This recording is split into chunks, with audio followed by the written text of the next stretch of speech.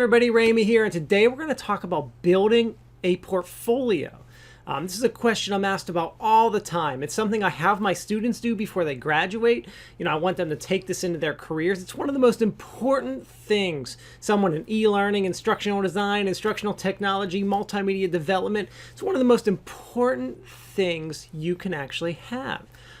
Because it's something you're going to give potential clients or people who are going to interview you.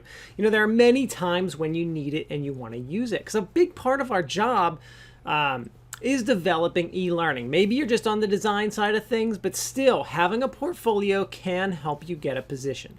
So let's talk about what it should include. So in my portfolio, what I recommend to my students, there are 3 parts to your portfolio, 3 key parts. Let's talk about each one of those, and I'll talk about what they should some stuff that you should have in them.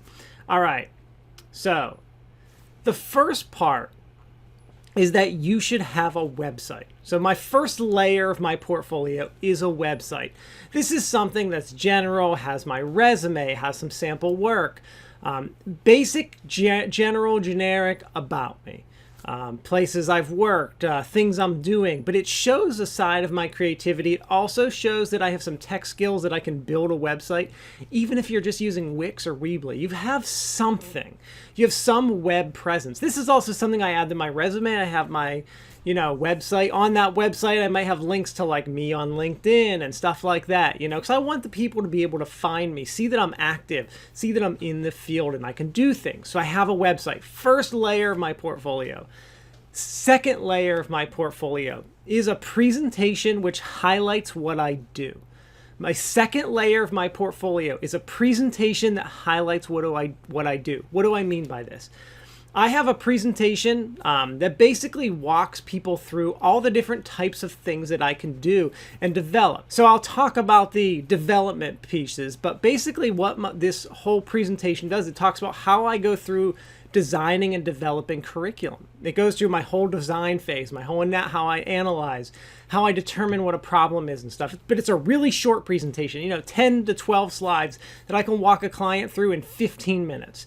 But it has samples of my work. For example, I'll have a slide that says e-learning, and I'll talk about different types of things I do in e-learning, like micro-learning and stuff. And I'll have a few pictures of types of e-learning I've developed. I might have a slide on gaming and, have some pictures of some gaming or virtual reality things that I've developed. I might have a slide on video-based learning or instructor-based training. Whatever I'm developing for this client, whatever I think they're going to be interested in, like mobile-based learning, I'll include some slides on that. So this second layer is a short PowerPoint presentation that highlights the stuff that I do. Like for e-learning, I'll say different things. For mobile learning, I'll be like, here are some examples, some pictures, and I'll talk a little bit about some mobile things that I've developed.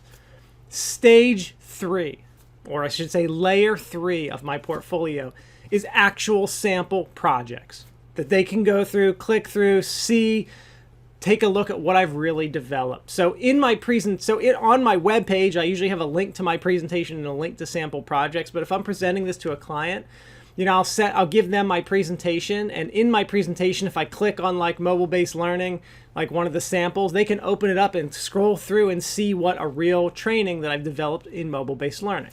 So those are my 3 layers: website, presentation, actual work samples. Now, you might be asking yourself, I haven't worked for any clients before. I don't have any of this stuff. Okay, so if that's you, that's okay. Develop some fake stuff. Take some topics that you're interested in and develop some fake, pieces of training. Like develop some sample mobile-based training, develop some sample videos. Maybe you can't develop everything, but develop something. Have a few captivate or articulate examples of some really simple e-learning just to show that you can use the piece of software and that you can design. You don't have to develop an hour-long sample. It can be a couple slide sample because that's all they're going through anyway. Usually, I don't even need to show them the real work samples. I can just show them my presentation and they're happy enough with that. So if you're thinking about get your website done, get a presentation done, you can start applying to jobs. If they need to see a work sample, then you might have to develop it. And as far as what topic should I use or anything like that, there's no one size fits all. I like to show work samples from other clients I've used, which means they're proprietary. I can show them confidentially if I'm sharing my screen, but I'm not going to send them that presentation. So you need to think about that kind of stuff, but it doesn't need to be super elaborate, very simple. They want to see that you can develop and use software. Thank you very much.